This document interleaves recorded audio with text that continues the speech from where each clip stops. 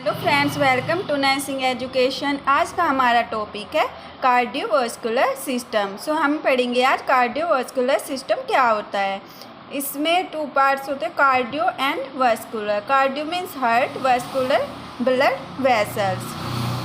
So the heart pumps blood into the vessels. जो heart होता है वो ब्लड को पंप करता है ब्लड वेसल्स में।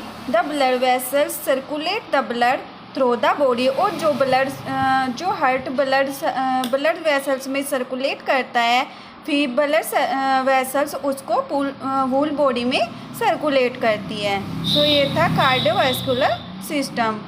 Next, blood transport nutrients and oxygen to the tissue. Blood क्या करता है, जो न्यूट्रिएंट्स होते हैं एंड ऑक्सीजन होती है वो टिश्यूज़ में ट्रांसपोर्ट करता है। मीन्स जो न्यूट्रिएंट जीआई ट्रैक्ट में होते हैं एंड ऑक्सीजन जो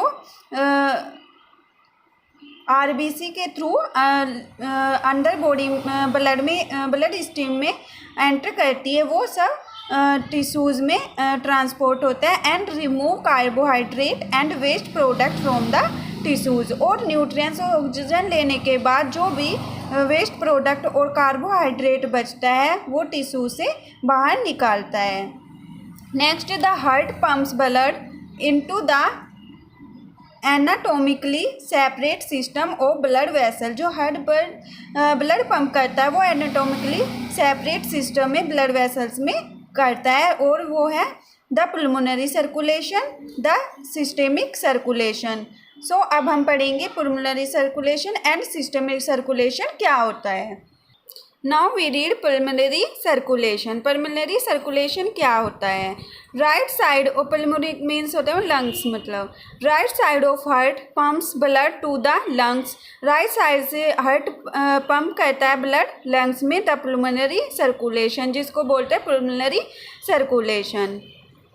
ये है हमारा राइट, जहाँ से हार्ट ब्लड पंप करता है एंड लंग्स में पहुँचता है deoxygenated blood.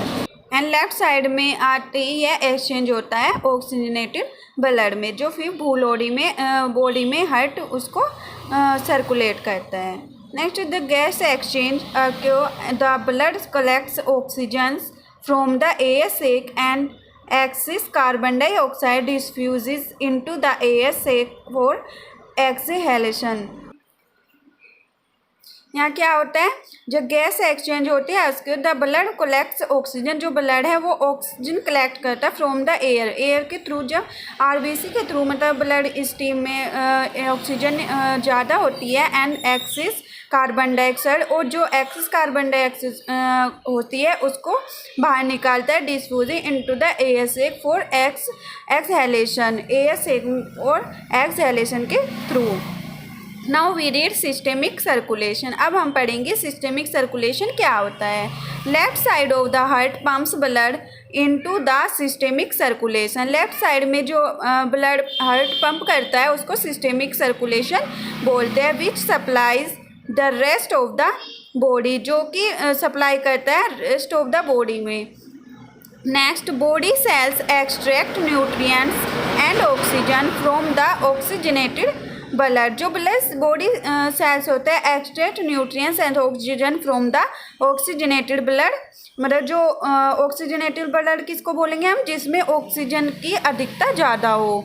And tissue wastes are pass in to the blood as creation. और जो टिश्यू होते हैं वो जो वेस्ट होता है या कार्बोहाइड्रेट होता है उसको पास करते हैं इनटू द ब्लड के थ्रू एक्सक्रिएशन कर दिया जाता है। ये है हमारा राइट हार्ट, मतलब जो पुल्मोनरी सर्कुलेशन से होता है, एंड ये है लेफ्ट हार्ट जिसके थ्रू ऑक्सीजनेटेड ब्लड बॉडी में जाता है, इसको बोलेंगे systemic circulation.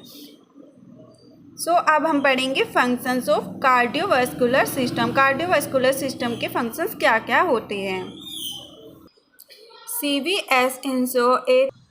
CVS ensure a continuous flow of blood to all body cells। CVS में कार्डियोवास्कुलर सिस्टम क्या करता है, श्योरली कंटिन्यूसली ब्लड फ्लो बनाए रखता है बॉडी सेल्स में एंड मेंटेन करता है एन एडिक्वेट ब्लड सप्लाई को।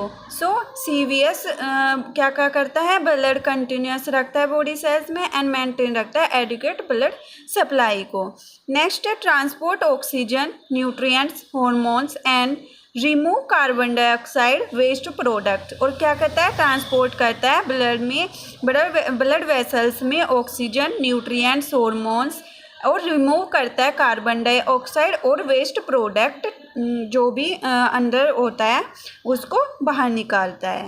नेक्स्ट है protect the body from infection and blood loss. और प्रोटेक्ट करता है किसी भी इन्फेक्शन से बॉडी में एंड ब्लड लॉस होने से।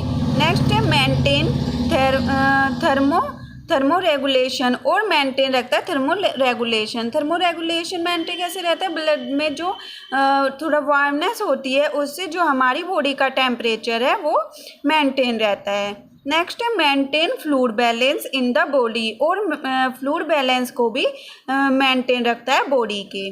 सो जब डीऑक्सीजनेटेड ब्लड में क्या होता है, राइट वेंट्रिकल से ट्राइकस्पी वाल में जाता है और फिर राइट आर्टरी से यह लंग्स पुल्मोनरी आर्टरी से लंग्स में होते हुए जाता है डीऑक्सीजनेटेड ब्लड। और फिर यह लेफ्ट हार्ट में आते हुए ऑक्सीजनेटेड में चेंज हो जाता है और फिर जो हार्ट है वो वूल बॉडी में ऑक्सीजनेटेड ब्लड को सप्लाई करता है। सो ये दो हैं lungs, pulmonary vein, bicuspid valve, aorta, left atrium and left ventricle, systemic circulation, oxygenated blood and deoxygenated blood. So friends, I hope आप अच्छे से समझ पाए हो. So thank you friends for watching my video.